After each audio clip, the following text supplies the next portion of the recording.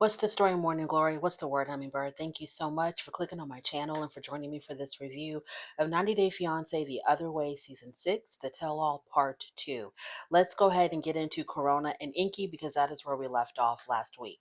So, Inky came on screen and he said what he had to say. He talked about how he basically was blaming Corona, and I felt like he was just projecting how he was towards Corona or on Corona, because he talked about how when he came to the United States, Corona had changed, that she was distant, she was cold. And this whole entire time, Corona has been complaining about him coming off as emotionless and coming off as a little bit cold towards her. Now, so many people have said that people from that part of the world are just not very like expressive with their emotions. And I get it, I understand, but I still feel like you should be able to somehow let your partner know that you're really feeling them, or that you are really into them, that you really love them. Even though you might not be that expressive as Americans are, or as expressive as other cultures are, there's something that you can still say with, you can still use your words and say something to let them know that you are really feeling them and you want to be with them, etc.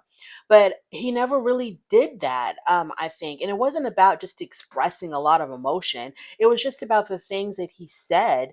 You know, I felt like he really didn't show much of an interest in Corona. And if people in that part of the world, and like is it like the Netherlands or around that area? If they are just not the Netherlands, he's Icelandic. He's from Iceland. So people from Iceland are just like not that expressive with how they're feeling. I don't know what else Corona could have done then if she didn't know what to pick up on to figure out that this guy really liked her. But it looked like he really wasn't that interested. But instead, he says that she was the one that was not interested. He talks about how when he came to the United States, he made 2 trips to America. On the second trip, she was distant, she was cold, and so he figured that she was no longer interested and their relationship was over as far as he was concerned. Corona says that everything he said was a lie. It was not like that at all. They even tell Sarper to call Inky and try to get him to come back on camera. Inky refused to come back. Sarper was really going hard for Inky. He had called him before their segment started, trying to encourage him, to speak your truth, speak your mind, express how you feel. Don't back down, don't hold back. Let them know exactly what your version of the situation was. And it seemed like he was agreeing with Sarper, and that he was going to, you know, answer questions and give his side of the story, and be a part of this whole process. But he just said what he had to say. I went to America. Corona acted like she wasn't interested. I saw a different side of her. I came back to Iceland, and that was the end of that. So even after Sarper called him back again, he didn't want to come back. Corona said that she filed the K1 visa for him. What? You did what, girl? Hmm. Okay, so she said she filed the K1 visa for him because that showed how much she was invested in this relationship. I had thought that when he talked about coming to the United States, I was assuming that she probably had paid for those trips, and that maybe he was just, he wanted a free ride to the United States. That's what I was assuming because. Um, like, I don't understand. Like, look, I just don't understand. If he claims he really loved this girl, I don't understand why it didn't work out, because she says she loved him. He claims he loved her. Like, why didn't it work out? So she filed the K1 visa for him. And through Sarper, Inky said that Corona had changed when he came to the United States. Corona said that she had a lot going on at that time. So because of the fact that she was in, her home country, and she's taking care of business, going to school, probably working as well. She had a lot going on, so she could not devote every single second of the day to him like the way she did when she was visiting him in Iceland. In Iceland, because she wasn't working and going to school, she could devote all of her time and attention to him. So Corona's version is that because I wasn't able to obsess over him, he didn't like that. So Corona said that when he couldn't take it anymore, they were at the park. I kind of missed this part, but she said something about them being at the park, and I'm not exactly sure what set him off, if anything. He ended up leaving the park, and that's when he left America for good. He didn't tell her goodbye. He didn't give her any explanation whatsoever. They were at the park together 1 minute, next minute she's sitting at the bench by herself, and she never saw him again until the tell-all. So Inky's friend Gume comes to speak for Inky, and he says that Corona's mistake was not showing her real side or her real self when he came to the United States. Like, what did he say? He says something about how, um, no, I think what he was trying to say, when she was in Iceland, according to Inky, I guess, he felt like she wasn't the real Corona in Iceland. When he came to see her in the United States, according to Inky, he saw the real Corona and he didn't like what he saw. And like he saw a glimpse into his future with her, and it didn't look good to him at all. So Gume, my notes. Okay. So she says that Corona, okay, so Corona to me, she's always been the same person. Corona is not someone that is going to hide who they really are or fake who they really are. Corona to me is like, what you see is what you get. She's so authentic to a fault. I think she rubs a lot of people the wrong way because of her, she's quirky, she's eclectic, she's like has her own style. She does her own thing, and she's so authentically herself. You know what I mean? I don't think Corona is the kind of person that would be fake or hide who she truly was. I think that Inky, and this is what I mean when I say like he was projecting his issues onto her. I think Inky to me kind of was like hidden. I don't think we really got to know or see the real Inky. But then again, people tell me that, people from Iceland, they're different, and it's not like how it is in America where we're so expressive and whatnot. Okay, fine. So I don't know what else to say. If that's just how people in Iceland are like, I don't know what else to say about that. So, but to me, I thought that Corona was authentic. She was herself 100% of the time. The way she was on the show during the season is exactly how she was when she was sitting on that couch on the stage. She's exactly that way on social media. I've caught a couple of her lives, and she's exactly that way. She doesn't change. She hasn't changed. She's always been the same since the first time that we were introduced to her. Inky seemed like I said, like he seemed like the one who was hiding his real self. So her mother, her grandmother, and her sister come on stage, and they talk about how Inky didn't even try to get to know her family, which I think is, a big red flag. If your significant other who claims that they love you and want to spend the rest of their life with you, they're not interested in getting to know your family. And the grandmother called him a wuss. The mom said that Inky probably used Corona for her money. And he probably used her for the couple of trips that he took to the United States. I think Corona even said that she paid for those trips. And I'm just so glad that Corona finally saw the light, that she finally realized that Inky was not for her, because I didn't understand what was going on with these two people, because the whole entire time that I watched them during the season, I saw no chemistry between them. And I will always remember that scene when they were sitting at the bar together. They got into an argument about their relationship. And I think this was the time when she was talking about marriage. And she was like, you knew before I even came here that I wanted to get married. And then he was like, no, I didn't know that. I had no idea you wanted to get married. And then he ended up, no, she ended up walking out because she was so frustrated, because she thought that she had made it clear to him that she was looking towards marriage. She even told him that, I sent you pictures of the rings that I wanted, the wedding rings that I wanted. And he just kind of laughed it off and was like, oh, I thought you were joking when you're sending me those pictures. So then she stormed off. And when he left, when he left, I thought he was chasing after her. But instead, he got into his truck and went home. And he told the producers, she knows where I live. She can find her way back. And he took off. That's when I was like, yeah, there's nothing going on here in this relationship. This man does not love her. I don't know exactly what's going on here. I've heard rumors also that they were not a real couple. I heard this in the very beginning of the season. This wasn't going to be, that they were not a real couple, that they had just, concocted this plan together to get on this show. I don't know if that's true or not, but what I do know for sure, there was no chemistry between these people. They never, not once, acted like a real couple. So they're over. They're done with. Thank you so much. Even Sarper, who was so Team Inky in the beginning of their segment, jumped ship. And he said that Corona was 1,000% right. And he told her backstage, I believe you. I think that Inky was a coward because all of them have to face these questions.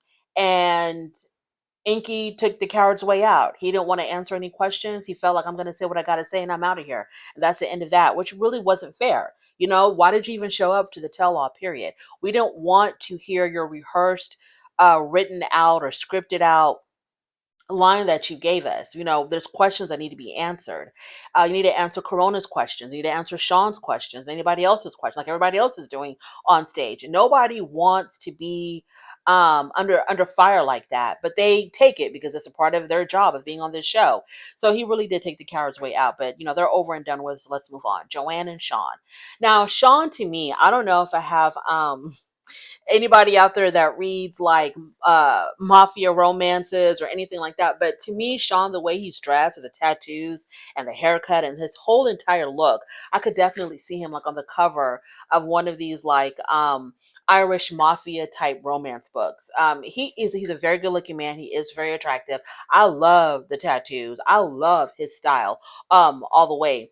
So he is definitely one of the better looking men on 90 Day Fiance. So now he is a resident of the United States. I thought he was just here visiting. And the reason why I thought he was just here visiting was because he has a daughter that he has custody of that he should, I guess, I mean, if he's got full custody, I guess he can go in. I don't know what's going on with the custody agreement between him and the child's mother, but I was like, there's no way he would be in America without his daughter. But he is in America without his daughter, and he's not just here visiting. He's a full-fledged resident of the United States. And the whole thing about him being banned from America was a huge mistake. Immigration made a mistake. And whoever told him that he was banned gave him incorrect information. He was never banned from the United States. So I guess he could have been here a whole lot sooner. So Sean asked him, are you here permanently? And he says he doesn't know. He has to talk to his daughter about that. His daughter, though, thinks that he's in England, not in America. So I'm like, okay, Sean and Joanne, y'all are still up to y'all's usual shenanigans by lying to your children, keeping the truth from your children. And I'm like, here we go again. Why would you let that girl think that you are in England, but not in, like, I don't understand what's going on with these people. Why they think it's perfectly okay. I don't give a damn about them lying to their parents.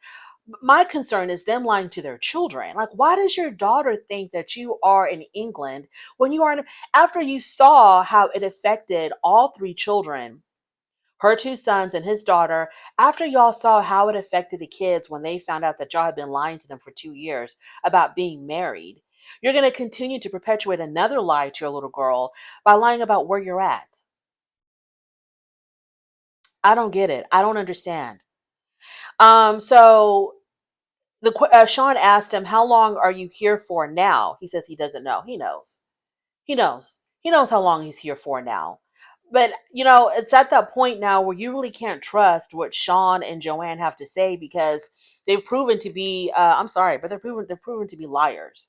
So, what do you mean you don't know how long you're here for? So then the mother, Joanne's mother, she appears on video.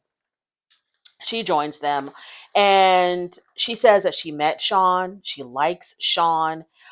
She doesn't put a lot of blame on Sean for this whole 2 year lie that they kept going, that they perpetuated. She doesn't really fault Sean because in her mind, Sean never wanted to do this. In Donna's mind, it was all Joanne. This was all Joanne's idea to lie to the family about them being married for 2 whole years.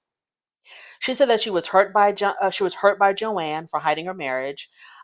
Even though she likes Sean, it doesn't take away the pain that she felt when she discovered that they had been lied to, that she had been lied to.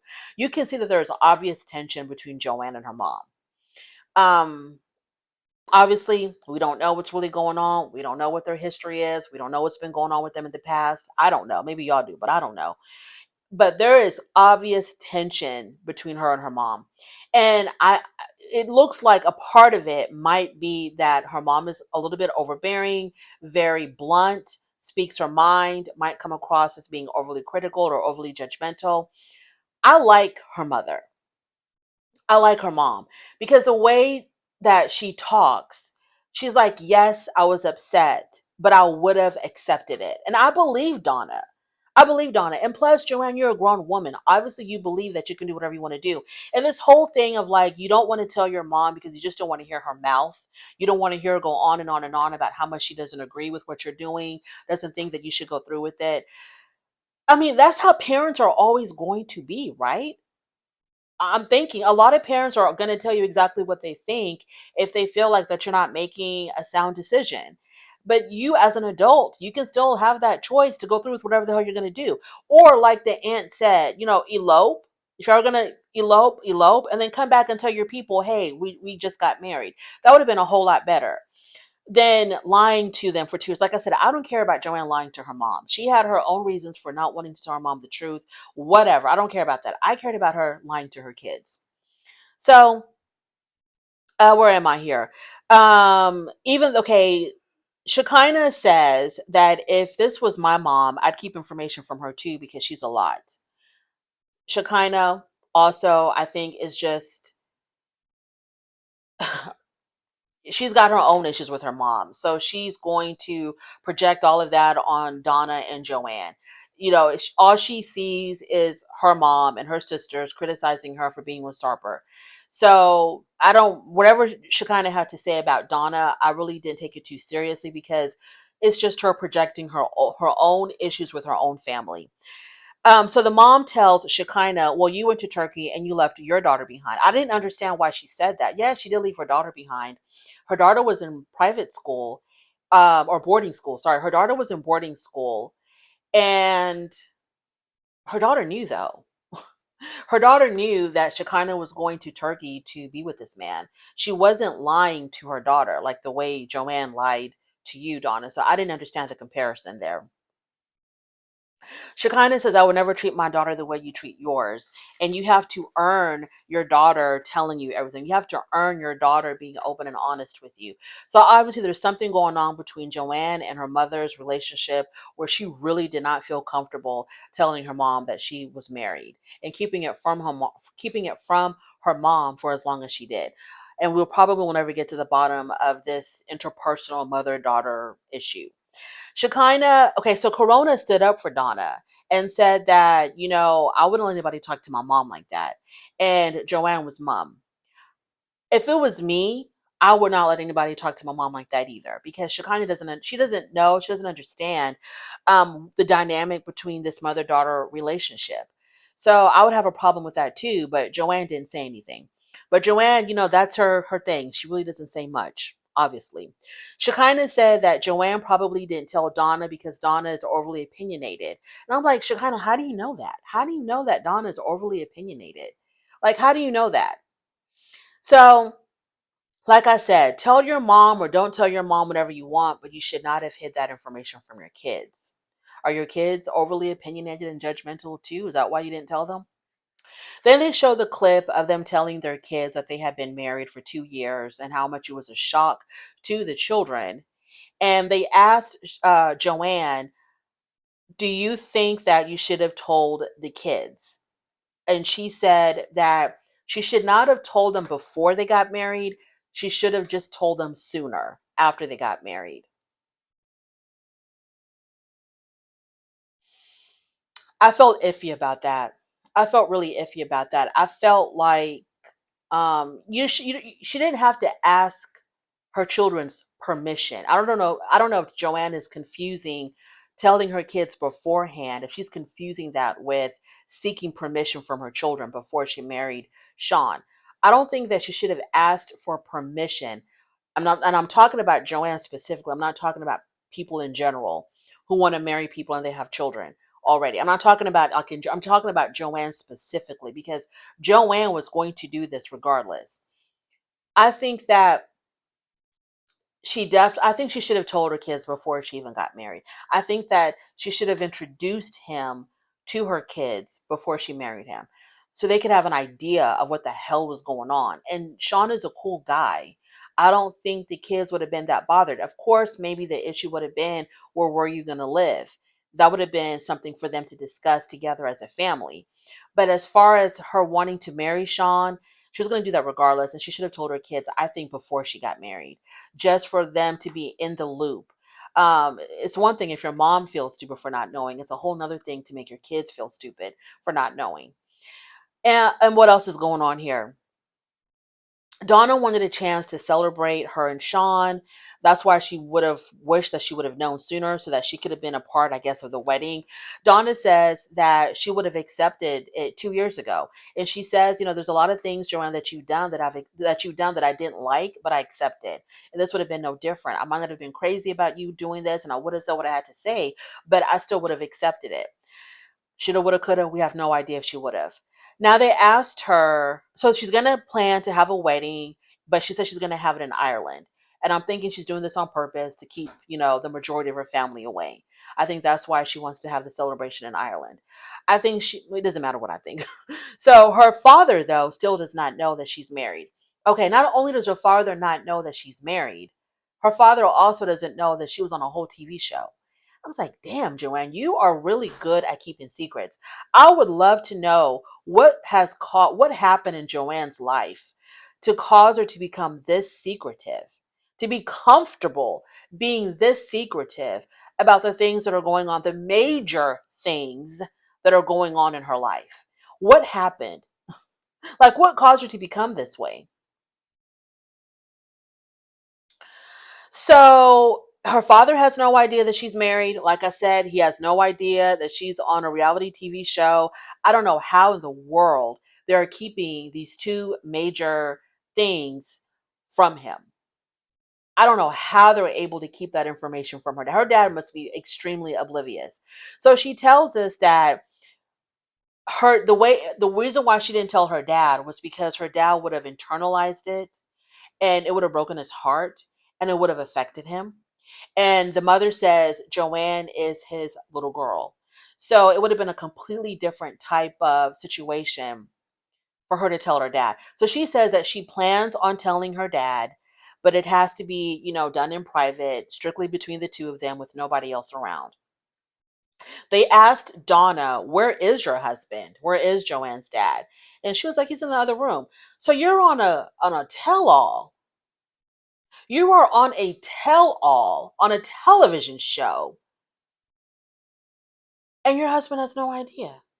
So I guess all of this secretness, this thing about this tendency to be so secretive, is coming from her mom.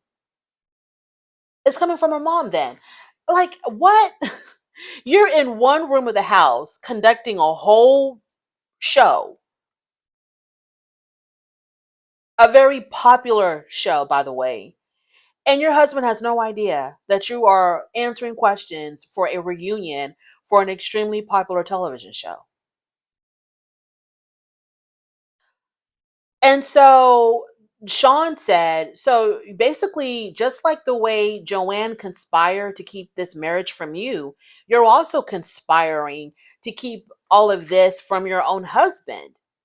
And Donna says, it's Joanne's story to tell. It's not for me to tell him, it's for her to tell him. But you're his wife. And you are on the you can't even, child, okay. You can't even tell your husband that you're on a show? Which I know is going to lead to, what show are you on? What do you mean you're on a television show? Then you got to explain that your daughter's married. I get that. Oh, y'all. Joanne, you know that you lead by example. Children will follow what you do, not necessarily what you say. Your children are going to be this way, Joanne.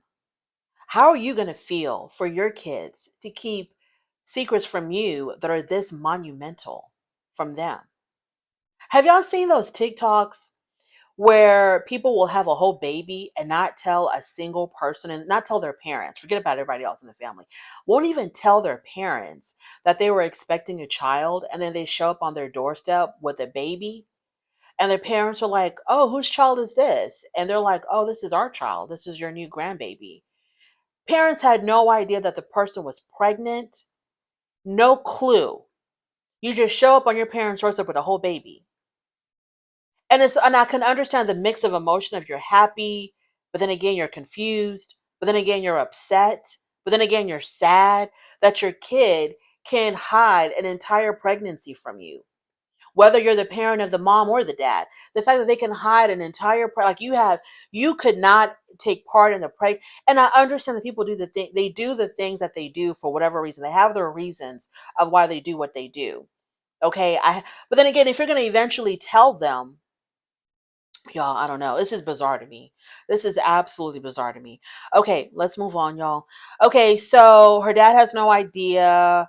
Um, I liked Donna. Okay, I liked Donna. I didn't think that she was that crazy, that rude, or that out of pocket. She's very expressive. She's very blunt, and that's great. I enjoy that because that's who she is. It's just how it is. I enjoyed Donna.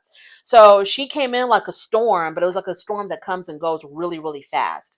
You know what I mean? So what I'm saying is that yes, Joanne, I can see why she was scared to tell her mom because her mom is very opinionated, but I think her mom would have been angry and upset for like a hot minute. Then she would have gotten over it. That's what I think. I don't think her mom was going to disown her. Now that your mom, I mean, if your mom is the kind of person that she can't let things go and she's always going to put it up in your face, well, why did you marry him? Or why didn't you tell me? Da, da, da. Then why didn't you tell her then? You know, what difference would it have made if you told her 2 years ago, or you told her now, if she's always going to put it up in your, put it back in your face that you did something that she didn't approve of? If you're going to go through that, then just go ahead and tell her in the beginning, rip the band-aid off and get it over with. Moving on. They took a break. Sarper and Shakina were back on the butter. They talk about how it increases their libido. And I'm just like, wow, y'all need y'all's libido increased? Because Sarper and Shakina act like they can't get enough of each other. And Corona and James wanted to try it. Corona ended up spitting it out, and James was like, it's fine. Then they go back on set, Shakina and Sarper. They talk about, look, I'm not interested in talking about this at all. The girl Dee Dee, the therapist Dee Dee that Sarper had a relationship with, or someone that he had a one night stand with way before he met Shakina. They talk about her again. They didn't bring her out, but they talk about her again. They show some text messages between him and Dee Dee, which really doesn't matter because this was all before he met Shakina. So he sent her a picture of him in his underwear. Everybody admired Sarper's body. His body is, he does have a nice body. You know what? Sarper has kind of grown on me. I hate to admit it, y'all. I really hate to admit this, but Sarper has kind of grown on me. He is strange. He's definitely different. He says some very problematic things. He has a problematic way of thinking. And I will never forget how he yanked that damn lollipop out of her mouth in a fit of anger and threw it on the ground. That I will never forget. That showed that he kind of probably has a violent tendency. But for whatever reason, Sarper kind of grew on me, has kind of grown on me. Um, there's just something about Sarper. So they ask Sarper, this whole disassociating love from sex. When did it start? Because you're just banging anything with a pulse, and you don't seem to like do relationships very well. So when did this start? And he said that it started when he was about 14 or 15 years old. He was cheated on. Some girl that he was in love with, he found out that she was with somebody else, and he saw them together holding hands. It made him feel really bad about himself. And his father even told him, don't ever trust women. So that's when he became, you know, this absolute dog, where he was just using women for sex left and right. Sarper, something about how he had when he was supposed to see a therapist, he had chosen Dee Dee as his therapist, and everybody told him that it was wrong because you had a sexual relationship with her. How can she be your therapist? Who cares? They talk about Shakina's cosmetic surgery. I had seen something on Instagram where Shakina was getting her facial filters removed.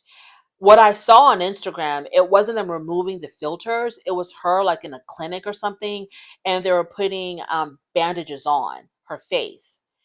And it was like the aftercare part. And she was asking them, how long will it take for the swelling to go down? And they told her, I don't know what they told her. I think like 30 days or something. I don't remember. And she said that she had gotten the filters removed right before she came to the tell-all. And maybe that's why her face was still looking like it still had filters in them, because it hadn't been that long since it was removed. But I don't believe that she had her filters removed. I don't believe it. But and Corona didn't believe it either.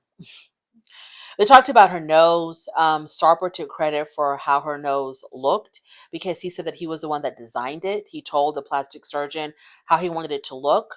He said that her nose before was bad. He admitted it, it was bad. But now she has a better nose because it's a lot smaller, but it's not like a typical uh, post surgery Turkish nose, because they said that in Turkey, a lot of the women that get their noses done, they get them done like overly done. They're like way too small, way too pointy. And her nose is not like that. It still looks natural. I guess it still fits her face. They talk about, they asked her, do you plan on having any more surgery done? And she said no, but she does plan on getting a tattoo of Sarper's name.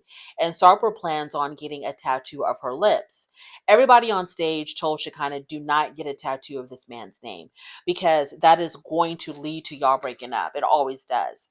And she said she's not going to she's going to manifest them staying together. She didn't listen to anybody on stage. She wants to get the name of his tattoo. She wants to get the tattoo of his name on her neck. Okay, on her neck where the whole world can see it. And that's what she's going to do.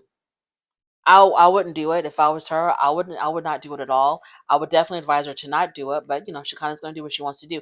Shakina and Sarper to me are going to be together probably for a very long time. I don't know if it's going to be forever, but they're going to be together for a very long time. They feed off of each other. They feed off of each other's toxicity. That's what keeps them together. This raging jealousy, this need to control the other person, this need for acceptance by the other person. They're filling some type of void within each other. They're going to be together for a very long time. So she says, I'm not going to manifest. The reason I'm getting the tattoos, I'm manifesting us being together forever. And they just might be. I think, who else is going to put up with Shakina and Sarper? Who the hell else is going to put up with Shakina and Sarper? 2,500 women could not put up with Sarper.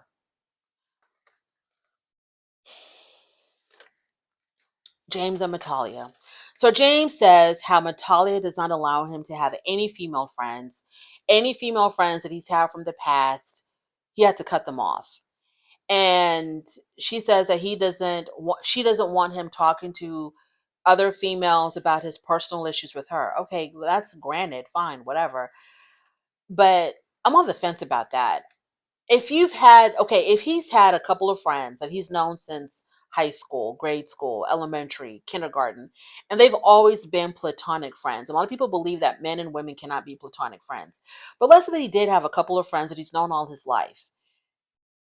He has to cut off that friendship because she's insecure, I guess. And so I think they asked him, did you want to cut off those friendships or are you just doing it to appease her? He says he's doing it out of respect for his wife. His wife told him that she's not comfortable with it, so he's going to respect his wife's wishes and cut off these friendships. I understand not making new female friends once you're married, but if you've had these friends way before Matalia and they've always been platonic friends, and I'm not even thinking about like him going out with these friends. Like, hey, Matalia, me and Susan are gonna go have drinks. I'm not talking about that. But like, if y'all call each other and check up on each other, that's not allowed. And I'm talking about friends. If he has friends, I don't know if he does or if he doesn't. But if he were to have friends and he had been friends with female friends that he has known practically all his life, he can't call him up, how's it going, or communicate on social media where she can see, where Matalia can see what they're, and I'm not talking about DMing, but like, hey, James, great picture of you and your wife. I'll swing by next week for coffee. And of course, Matalia would be there. Nothing like that at all. And I'm talking about people that he's known his whole life, that he can be friends with openly around Matalia. Like if they come over to see him, they're coming over when Matalia's home. If they go out, Matalia's with them. He doesn't do things on his own with these, lifelong female friends. I just think it's bizarre that, if that, it doesn't even matter what I think. So so then she accuses him of cheating. She said that James had cheated on her. And it really wasn't cheating. It was because he was looking at some girls' social media and he followed them as well. He looked at their pictures and he like their videos or whatever, and he'd also follow them. Yeah, that sent her into a rage, and everybody was people were like, it's okay. It's okay to look. You know, you look and scroll, look and scroll, look and scroll. But it's something else if you're going to follow them. I don't know, y'all. I'm old as hell. So this whole thing about what people are looking at on social media, I don't know anything about that. If that's considered cheating or not. Everybody on stage felt like it wasn't cheating if he was looking and scrolling, but it was cheating if he followed them. Like he's invested in their social media journey and he's constantly keeping up with what they're posting. I guess that would be cheating. Let's see.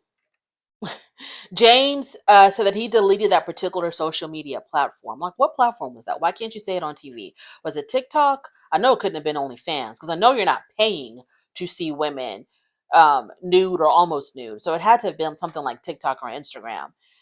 So he had to delete the whole platform. Well, it can't be TikTok because they're on TikTok. So I don't know if it was Instagram or Facebook. Who knows? So he had to delete that whole social media platform to appease Matalia. She said that he's never done it again. If he has no desire, fine, you're good. But if he still has that desire to want to look at women in their bikinis on social media, but he feels like he can't because his wife told him not to, I promise you, James still is looking at them. If he wants to look at them, he's going to find a way to look at them without Matalia knowing. He's going to find a way to look at whatever the hell he wants to look at without her knowing. That's just my personal opinion. What else goes on with these people? Sarper says that he didn't have to delete, or Sarper tells James, well, you don't have to delete the whole entire platform. Just stop following those people. Just stop following them. They talked about when they were supposed to go back to Indonesia. He said that they had 6 months to go back to Indonesia after they arrived in the United States, but he was having some money issues. So now the 6 month clock has been reset. It just sounded like some more James shenanigans where he promises one thing and it doesn't follow through. But I think they might be in Indonesia now. I don't know where they're at. It really doesn't matter. They go on a short break. And so they're sitting backstage and they're talking about, um, how James not allowed to have certain social media platforms. If he's not interested, and there's a lot of men who are just not interested in social media. They don't care about it. They don't look at it. They don't have. They're not signed up to anything. It's just of no interest. They have better things to do, right? Than sit there looking at social media all day. They have to go to work. They have to go build something or make money or whatever. So sitting around looking at social media they have no interest in it whatsoever. I don't know if James is one of those guys. I don't know if he really has he's young too. I'm pretty sure he has an interest in social media. I don't understand, y'all. I don't see nothing wrong with him keeping the platform, but just not thirsting over these strange women if your wife doesn't want you to. If he doesn't have the desire to do that, he won't do it. And she doesn't have to keep such a short leash on him when it comes to social media. If he has no desire, she's good. But if he still has that desire and he's only not looking because his wife told him, he's going to rebel. She's treating him like a kid. He's going to rebel like a kid. And he's going to find a way to look at that stuff. They asked James when they were sitting backstage, can you watch adult content? And he said, no, he can't. Not without. No, he says, no, I'm not allowed to look at that. But then Matalia says, well, you can look at it as long as I'm with you. It's okay. He had no idea. And so he got really excited that they can look at it together. They asked, well, Matalia, why would you want to? Like, if he's going to look at it with you, then why can't he look at it alone? And she said, well, because if we look at it together, we can learn things to enhance our love life. I don't know, if he's being restricted, he's going to find a way to do whatever the hell he wants to do. They move on to Josh and Lily. So Jared comes on stage, Josh's brother, and as soon as Lily saw Jared, she lit up like a damn Christmas tree. Her smile, that Colgate smile, was just gleaming when she saw Jared walk on stage. And I wonder if Lily secretly wishes that that Jared was her husband instead of Josh, because Jared and Lily have a very strong connection. I wonder if Lily thinks, I should have hooked up with Jared instead of Josh. But I don't know Jared's story. Jared said that, because I think they asked him if there's one thing that Lily could have done differently in her marriage, what do you think it would be? Jared said, stop talking about money so much. Then Vivian joins them through whatever, via satellite. Her daughter Vivia joins in. She says right out the bat, this marriage will not work. It will not succeed because he's not effing my mom. And she was like, is there something wrong with your penis? Like, what's going on? Why aren't you effing my mom? She was very, very like passionate about that. Why aren't you effing my mom? It was very strange. It was very cringy. Everybody on stage got uncomfortable. Everybody on stage laughed uncomfortably, awkwardly. And Sarper and Shakina said that she was psycho and that she was crazy. Josh says that I want it to be more than just angry sex, which was very odd that he said that. Like, why does it have to be angry sex? Why can't you just have regular sex or loving sex? He says, I want it to be more than just, so you're angry when you make love to your wife. You're angry? Why are you angry? Y'all only make love after an argument? Like, what the hell is going on with this marriage? He says, I want it to be more than just angry sex, whatever the hell that is. And he says, I want it to be special, loving, and caring. And so then Corona says, so when you are feeling special, loving, and caring, then why don't you make love to your wife during those moments? He didn't answer. Vivian says that there's no excuse for you to not want to sleep with my mom. If a man really wants to sleep with a woman, especially if it's his wife, he's going to do it. If he wants it, she definitely wants it. She's been wanting it. Then that would not be an issue. I don't think he's attracted to her. I don't think I've said this even during my regular reviews of the season. He's not attracted to her. He's not into Lily. He doesn't. I don't even think he likes Lily. I think he's using Lily because he just probably got tired of working in the United States. So he found a woman in China, went to go live with her. And now she's taking care of him. Someone in my comments said that James is definitely not broke. He does have money. He's just very stingy. So Vivian says that she does consider him family, and she kind of giggled. She said, "Oh, and he's so cute when we're playing Legos together." Oh, okay. Is Lily included in the Lego playing? Few days before, Lily said that her mother had texted her that she wanted a divorce from James. And no, from Josh. Sorry, not James, Josh. She said, my mother texted me saying that she wanted to get a divorce. Lily admitted it. She's like, yes, I did text her that. Yes, I did say that I wanted to get a divorce.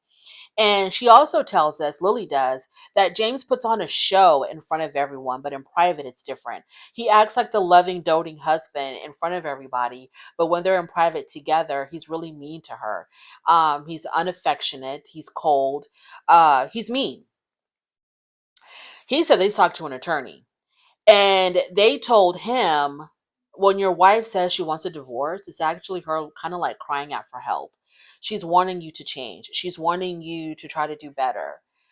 It doesn't mean that she really wants a divorce. She's just letting you know that she's at that point now where she's frustrated and she wants you to try to make some changes. The question was, what made Lily want to file for divorce? And then she tells this story about how they came to America for his parents' 50th wedding anniversary. And she was holding his hand, and he complained to her that she was holding his hand too hard.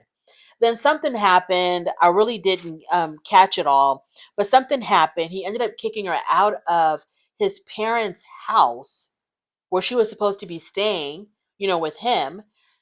He kicked her out of his parents' house and she had to go get her own hotel. Lily, first of all, I hope that you and Josh, I hope that you and Josh never come on TV again. This is very embarrassing because if you come back on television again, this man is going to embarrass the hell out of you worse than he already has. It's extremely embarrassing that your husband kicked you out of his parents' house and you went ahead and like, okay, I'm gonna just go get my own. I would have been back to China so fast. And yes, he would have been looking for a divorce because Josh says that he's already talked to an attorney. He's already talked to an attorney about divorce. He kicked her out of his parents' house at his parents' 50th wedding anniversary, his wife of so many years, and she still wants to be with him. Never mind how he treated her during the season, how awful he was. Never mind, he doesn't even want to touch her. He kicked her out of his parents' house. She was supposed to be there celebrating this moment with him and the rest of his family. He kicked her out of the house and made her go stay in her own hotel. They asked Jared, his brother, do you think that Josh and Lily should stay together? Jared said yes. Why? If you care about Lily, why do you want her to continue to be in this awful, loveless marriage? Vivian disagreed. Vivian was like, no, I don't think they should stay together. Vivian says that Josh just wants an Asian wife, which I had mentioned in one of my reviews that I think he might have like a fetish for Asian women, but he doesn't even touch her sexually. So I don't know what kind of fetish that is if there's no sex involved or no sexual activity of any kind involved. I think that he's looking for a sugar mama. I think he found a woman that he can manipulate and take advantage of, and he wants to be taken care of. That's what I think is going on. Because they still didn't talk about him having a job and what is he doing in China to gain employment. So the reunion ends. Everybody walks off stage. They ask Josh to come back because Lily wanted to talk to him. And when he sat back down to talk to her, he had like an angry look on his face. Like, what the hell do you want? I want to go hang out with my friends. So Lily says to Josh that, I'm looking at the other couples. They're all booed up. They're all being very lovey-dovey with each other. They're holding hands. They're affectionate. You can definitely see the love between some of these couples. And I look at us and we're missing that. And I'm very jealous of that. She was very open, very transparent, very vulnerable when she said that. I'm jealous of that. I'm missing that in our marriage. And so he says, when we're together, I'm so happy when I'm with you.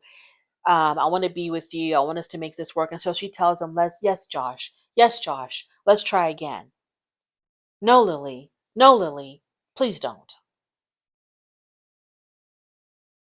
This man doesn't love you. He doesn't love you. He is not attracted to you. He's just using you for your money. He just wants a sugar mama. He wants you to take care of him. And I hope that if you do stay with him, even though I don't agree in all of this, looking at your partner's phone and looking at what they're doing on their phones, you need to be looking at that man's phone. You need to be checking out his phone. You need to find a way to see what the hell is going on that damn phone. Because I'm pretty sure he is talking to other women. Lily is so desperate for love. She's so desperate for love that she thinks that she can guilt him into loving her. I don't know. So I think overall, before I get to the overall, when Matalia and James were leaving, they were in their car, headed back to their hotel. James asked, "Do you think we're stronger or weaker? After we've been through all of this." I don't know what the hell she said. It really doesn't matter. My point is, she started crying again in the car. She started crying again in the car.